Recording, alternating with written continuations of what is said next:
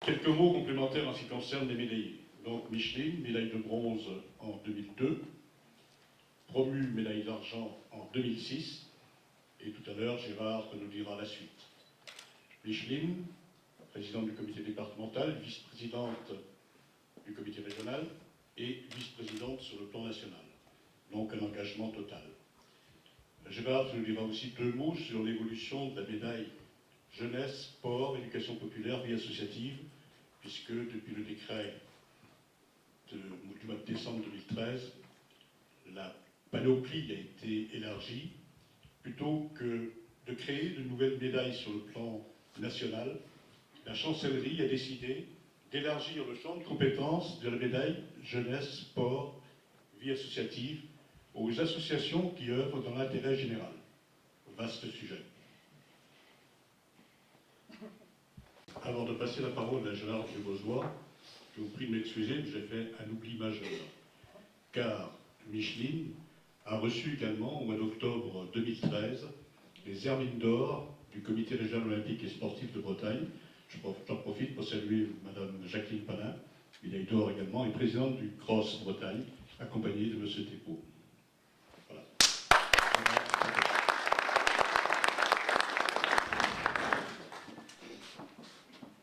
Eh bien, Madame la députée, Messieurs les maires, Monsieur le Président, chère Micheline, et vous tous, chers amis, je suis tout d'abord très heureux d'être ce matin en Bretagne. C'est une région que je connais bien pour y venir depuis ma plus jeune enfance. J'y ai également de la famille et de nombreux amis, et je suis toujours très heureux d'être parmi les Bretons sur les terres de Bretagne. Alors maintenant, tout a pratiquement été dit, donc je vais essayer d'aller à l'essentiel. Chère Micheline, et je vais te tutoyer parce qu'on se connaît maintenant depuis de nombreuses années, c'est vrai que je suis très heureux de te compter parmi ceux qui dirigent aujourd'hui la Fédération française des médaillés de la jeunesse et des sports. Ça ne s'est pas fait par hasard, on vient de le voir par tout ce qui a été exprimé. Moi simplement, ce que je constate, c'est que effectivement tu es quelqu'un de déterminé, tu fais à fond tout ce que tu as décidé de faire, tu es vraiment une bosseuse. Je t'ai confié, nous t'avons confié la responsabilité de la communication et de la revue, et là tu m'as succédé, puisque c'est la fonction que j'occupais dans la mandature précédente.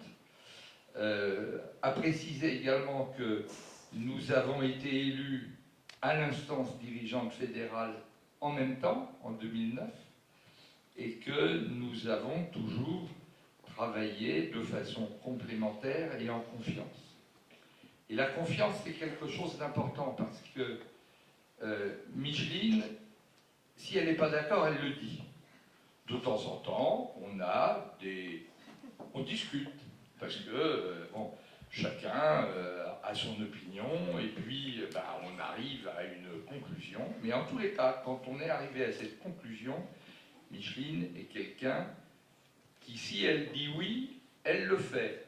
Si elle dit non, elle explique pourquoi elle n'est pas d'accord, et elle ne fait pas, et on en discute. Mais à partir du moment où elle s'est engagée, elle s'engage à fond et elle est fidèle. Ça, ce sont des qualités exceptionnelles, et ce n'est pas du tout par hasard que depuis tes premiers engagements associatifs jusqu'à tes fonctions au niveau fédéral, eh bien, tu as fait, là encore, un parcours exceptionnel. Alors moi, je constate également que tu as plusieurs vies, comme ça a été dit. Moi, le premier succès, au vu de ta famille, c'est le succès familial. Parce qu'ils sont là, ils sont venus te prouver leur amour et leur affection. Ils ne sont pas du tout rancuniers, parce que même si j'ai entendu qu'il y avait beaucoup d'absences, ils te le pardonnent, bien volontiers.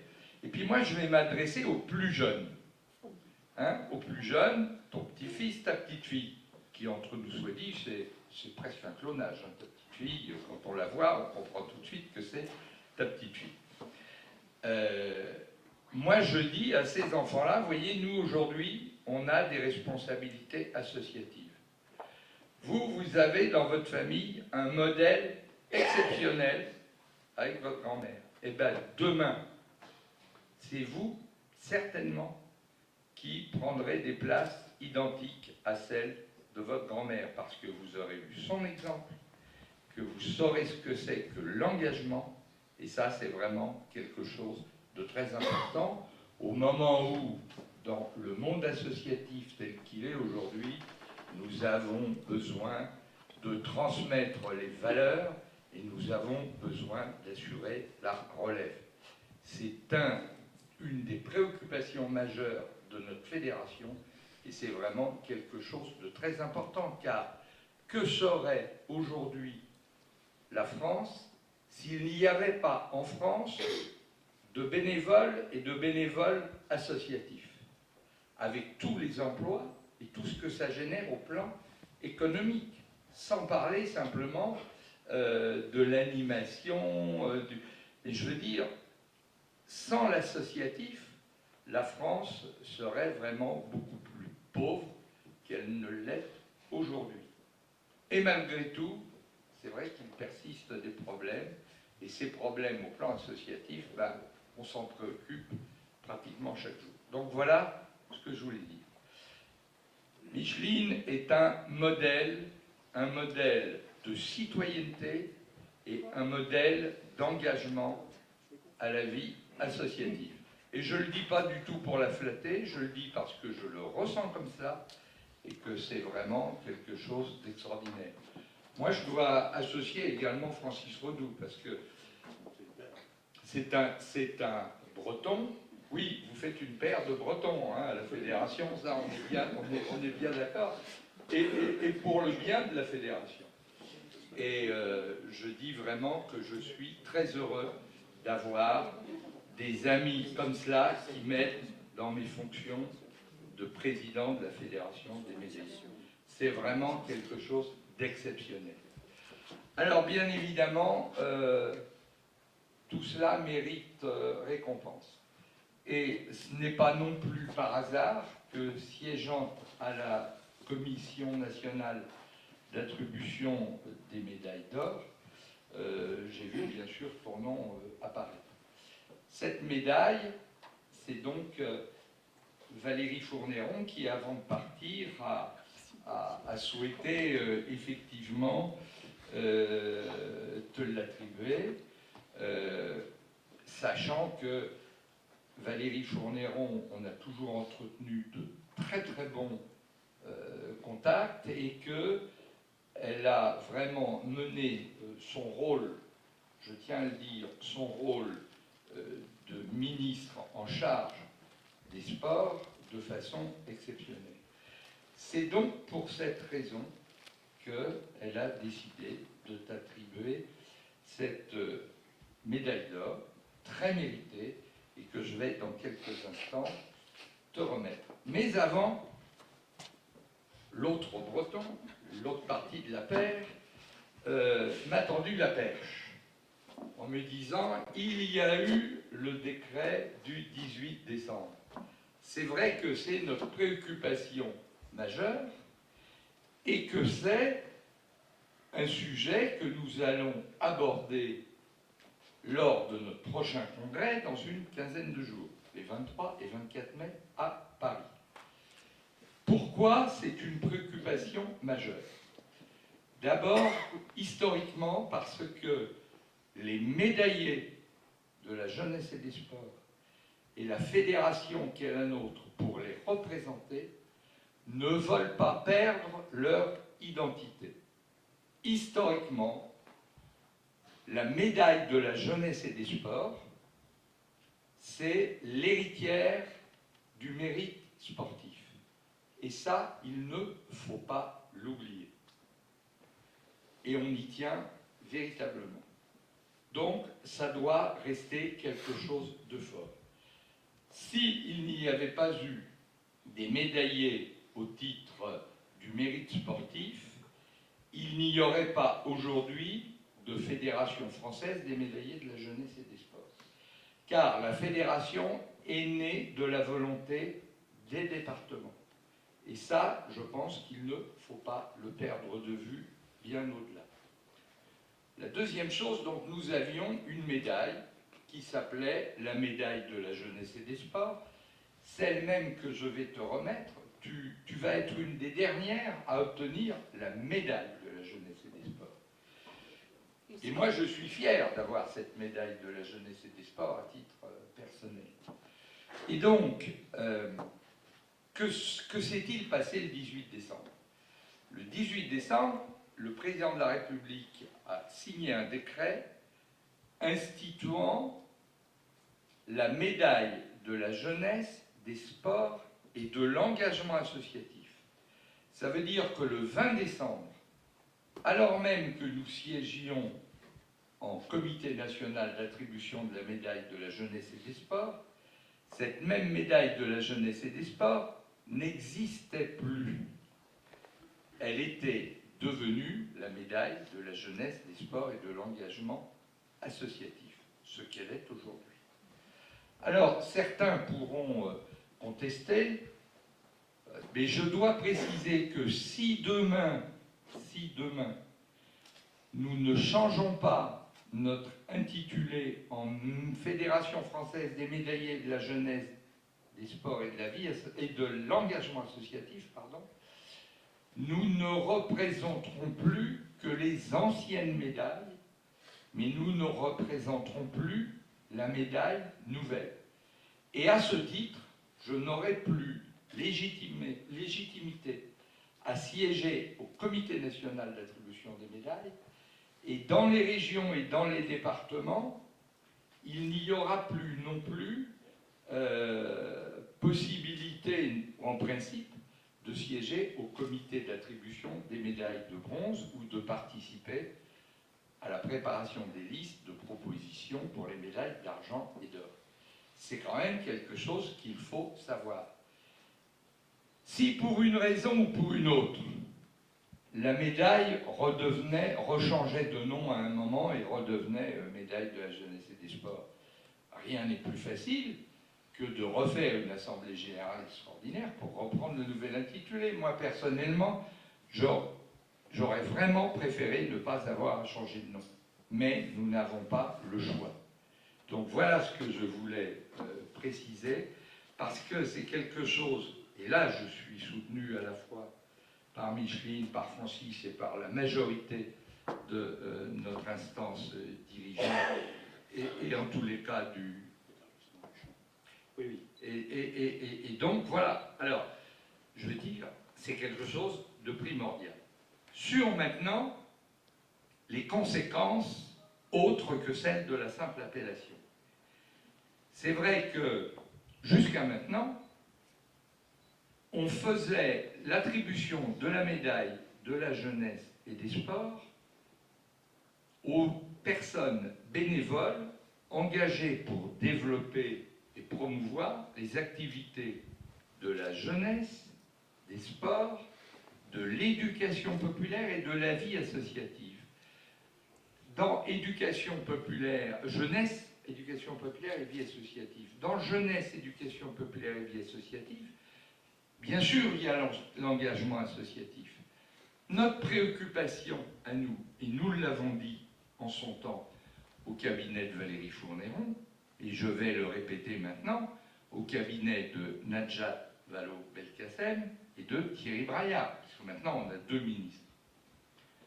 Peu importe l'appellation et le nom des ministères, c'est pas ça qui nous préoccupe. C'est l'appellation de notre fédération.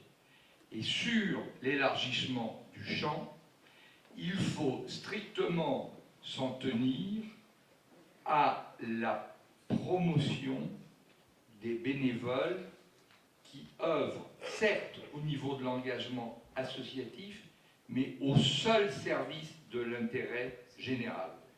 Il ne faut pas demain, parce que la vie associative, le nombre d'associations en France, hein, les députés, vous le constatez certainement, c'est énorme. Et on est bien obligé de faire notre choix. Et on ne peut pas accepter que demain, la médaille, l'ancienne médaille de la jeunesse et des sports, soit attribuée à tout le monde associatif. Car, monde associatif, il y a des choses qui sont très éloignées du sport, de la jeunesse, de l'éducation populaire et de la vie associative. Alors certes, il y a la partie sociale et humanitaire que l'on peut très bien concevoir dans notre champ d'action. Mais tout le reste, il faut savoir aussi qu'il y a des associations qui sont de fausses entreprises, qui ne respectent pas le principe du fait de ne pas faire de bénéfices financiers ou voilà. Normalement, la loi de 1901, c'est à but non lucratif. Or, pour beaucoup d'associations, le but non lucratif, je peux vous dire qu'ils s'assoient dessus. Mais par contre, ils profitent de tous les avantages que ça peut leur amener en termes de défiscalisation. Et ça, c'est absolument inadmissible. Donc je ne voudrais pas demain qu'on fasse l'amalgame et qu'on arrive à cela. Donc voilà, je termine là-dessus parce que Francis voulait vraiment que j'en parle. C'est vrai que Micheline se bat avec nous et Francis et les autres pour que l'on respecte ce principe. Vous savez, moi, je suis un peu comme les deux là. Hein. Quand j'ai quelque chose dans la tête, je ne décroche pas. Quand je me suis engagé, je m'engage et j'y vais jusqu'au bout. Alors, mon épouse vous dira, c'est normal, il est taureau ascendant taureau. Bon. Et en plus, j'ai aussi du scorpion. Alors, vous voyez, ça fait quand même beaucoup de choses cumulées. C'est vrai que je n'ai pas toujours la réputation d'avoir un bon caractère, mais en tous les cas, je ne me laisse pas faire et je défends les intérêts de la fédération et nous en sommes tous là. Alors, j'en reviens à Micheline. Elle est vraiment à mes côtés, très active, très engagée. Moi, je crois que ce qu'il faut retenir là-dedans, c'est l'engagement. On n'a pas... Allez, ça fait plus de 30 ans. Alors, je veux dire, le terme engagement associatif, certes, il figure dans l'appellation de la médaille, mais il y a très longtemps que l'engagement associatif, il existe. Et en tous les cas, elle en est le modèle parfait. C'est pour tout cela qu'on a voulu te récompenser et que je vais maintenant te remettre la médaille de la jeunesse et des sports.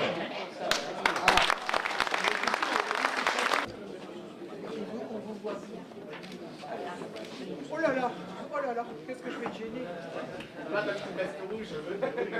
Oh, ça sera Madame Micheline Saff, en vertu des pouvoirs qui me sont conférés, et au nom de Madame la ministre de la Jeunesse et des Sports, j'ai le grand honneur de vous remettre la médaille d'or de la Jeunesse et des Sports.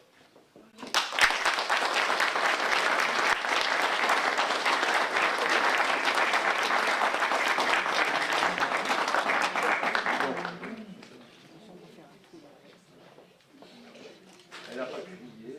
Il a une longue expérience, Gérard. Voilà.